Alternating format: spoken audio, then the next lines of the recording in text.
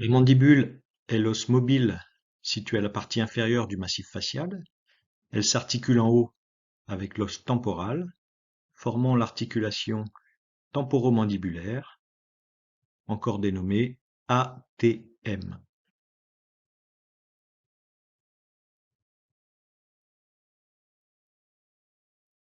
Cette mandibule constitue le relief et le squelette du menton et de la mâchoire inférieure, qui répond en haut par l'intermédiaire des dents à la mâchoire supérieure, formée par les os maxillaires. Sa mobilité permet l'ouverture de la bouche par l'articulation temporomandibulaire, avec une amplitude maximale de l'ordre de 3 travers de doigts. La mandibule se compose de 3 parties.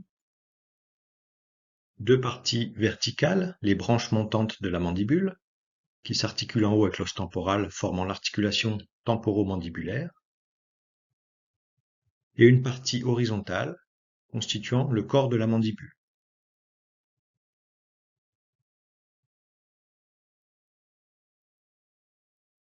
Le corps de la mandibule présente une forme de fer à cheval, ouvert en arrière. Il présente une série d'alvéoles dans lesquelles viennent se loger les dents.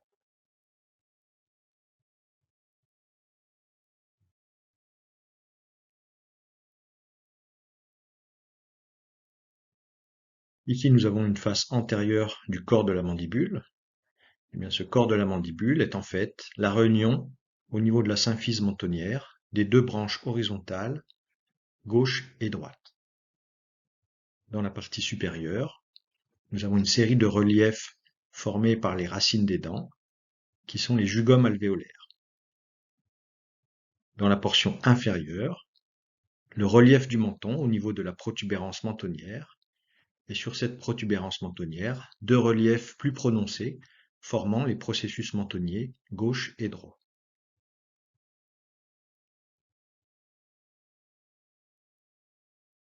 La protubérance mentonnière, correspondant à la pointe du menton, correspond à un point craniométrique, le point gnathion.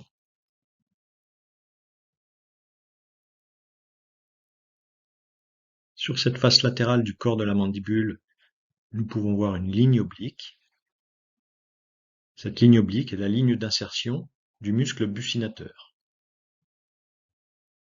Dans la partie supérieure, nous retrouvons les reliefs formés par les racines des dents, formant les jugomes alvéolaires, et un foramen, qui est l'orifice mentonnier, orifice de sortie de la branche mandibulaire du nerf trijumeau, le nerf 5-3.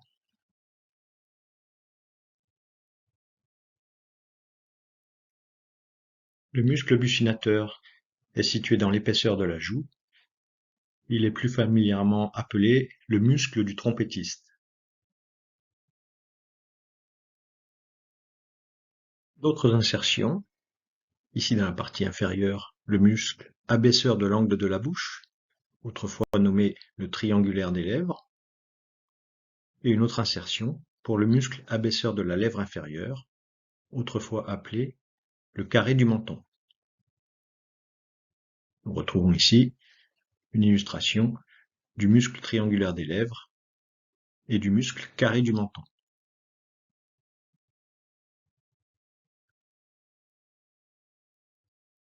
Dans la partie inférieure, le long du bord inférieur du corps de la mandibule, nous avons l'insertion du muscle platysma, ou muscle possier du cou, et dans la partie antérieure, une petite insertion pour le muscle mentonnier. Nous avons ici une représentation de ces 2 muscles, le muscle platysma ou possier du cou et le muscle mentonnier.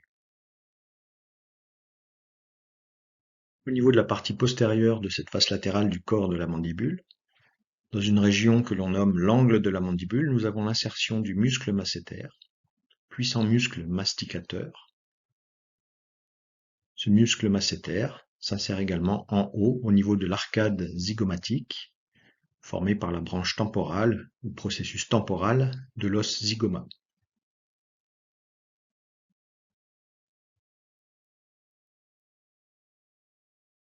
Voyons maintenant le corps de la mandibule par sa face postérieure, avec quelques reliefs. Deux reliefs supérieurs formant les épines mentonnières supérieures et deux reliefs inférieurs formant les épines mentonnières inférieures. Ces épines mentonnières sont parfois encore dénommées apophyses génies. Ces épines mentonnières supérieures et inférieures donnent insertion à un ensemble musculaire composé du muscle génio-hyoïdien, participant à la formation du plancher de la bouche, et le muscle génioglosse, un des nombreux muscles de la langue. Sur la face médiale du corps de la mandibule, nous avons un relief, ici la ligne mylohyoïdienne, correspondant à la ligne d'insertion du muscle mylohyoïdien. Au-dessus de cette ligne, la fosse sublinguale, contenant la glande sublinguale, et en dessous de cette ligne, la fosse submandibulaire ou sous-maxillaire, contenant la glande submandibulaire. Plus en avant, nous avons également une fossette, la fossette digastrique, correspondant à la zone d'insertion du ventre antérieur du muscle digastrique. Nous avons ici une représentation avec ces deux muscles, le muscle mylohyoïdien constituant la majeure partie du plancher de la bouche, et le muscle digastrique avec les deux ventres, le ventre antérieur, s'insérant au niveau de la fossette digastrique, et le ventre postérieur, qui rejoint l'os temporal au niveau de la portion antérieure de l'apophyse mastoïde.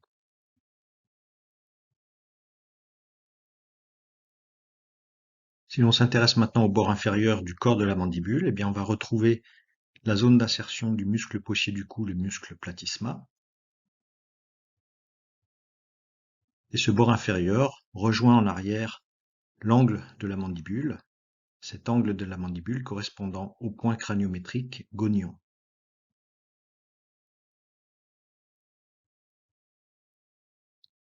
Deux reliefs notables au niveau du bord inférieur du corps de la mandibule, qui sont les sillons creusés par les artères faciales gauche et droite. Nous avons ici une représentation de la zone de passage de l'artère faciale sous le bord inférieur du corps de la mandibule.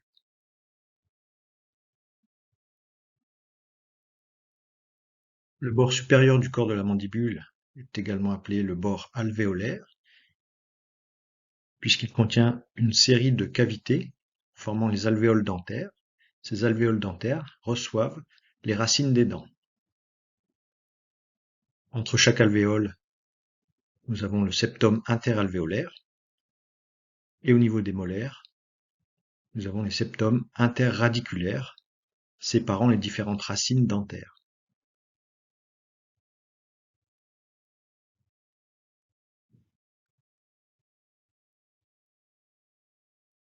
Voyons maintenant la branche montante de la mandibule, ici en vue latérale.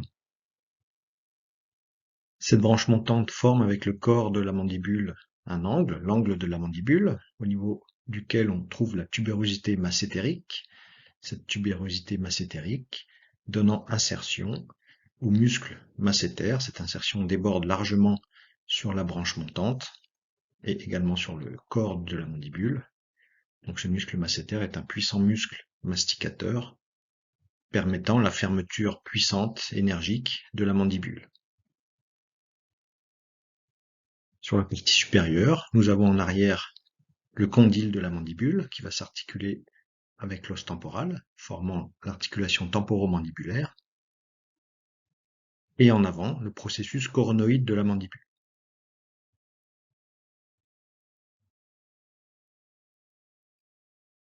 Nous avons maintenant ici une visualisation de la face médiale de la branche montante, avec une crête d'insertion musculaire, la crête ptérygoïdienne, le long de laquelle va s'insérer le muscle ptérygoïdien médial.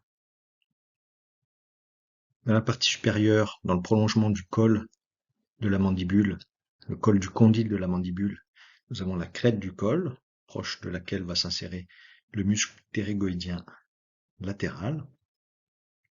Un foramen, le foramen mandibulaire, zone de passage de la branche mandibulaire du nerf trijumeau 5-3. Ce foramen mandibulaire présente en avant un repli osseux, la lingula mandibulaire, plus connue sous le terme épine de Spix. Nous avons dans le prolongement inférieur du foramen mandibulaire le sillon mylohyoïdien, qui est la zone de passage du nerf mylohyoïdien.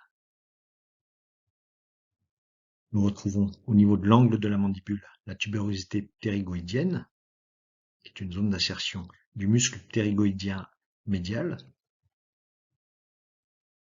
et en arrière des molaires, le trigone rétromolaire.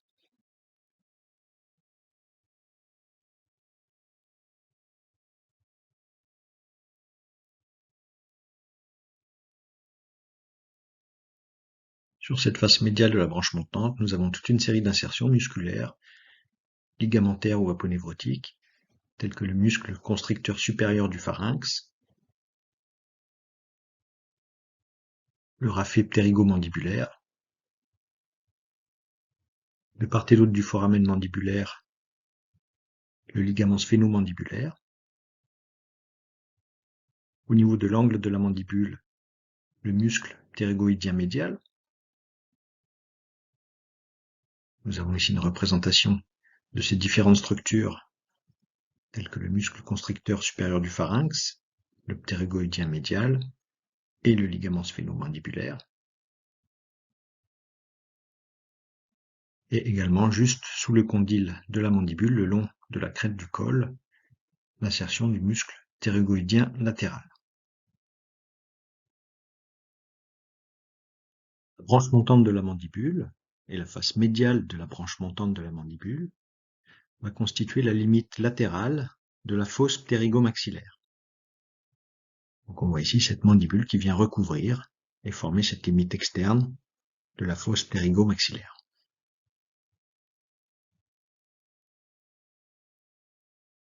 Continuons ici avec le bord supérieur de la branche montante. Ce bord supérieur part du condyle de la mandibule en arrière et rejoint en avant le processus coronoïde.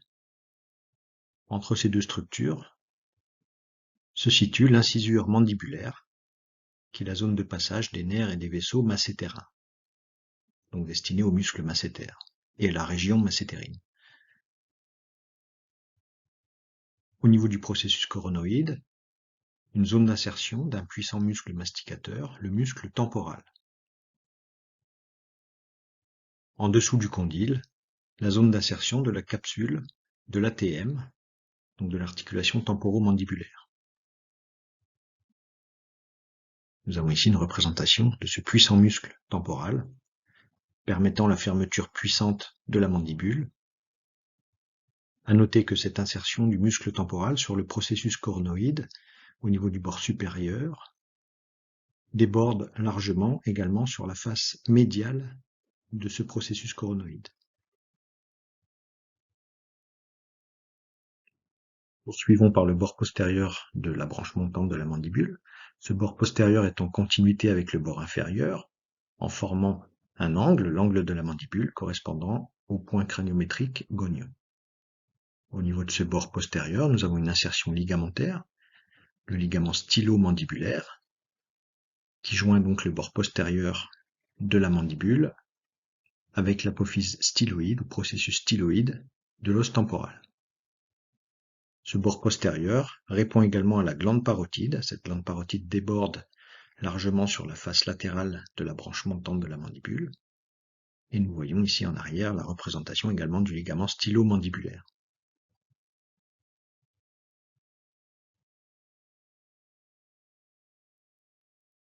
Pour finir, nous avons ici différentes vues de la mandibule permettant d'observer le bord antérieur. Ce bord antérieur ne présente pas de particularité. Il est en continuité avec la ligne oblique externe, qui est la ligne oblique d'insertion du muscle buccinateur.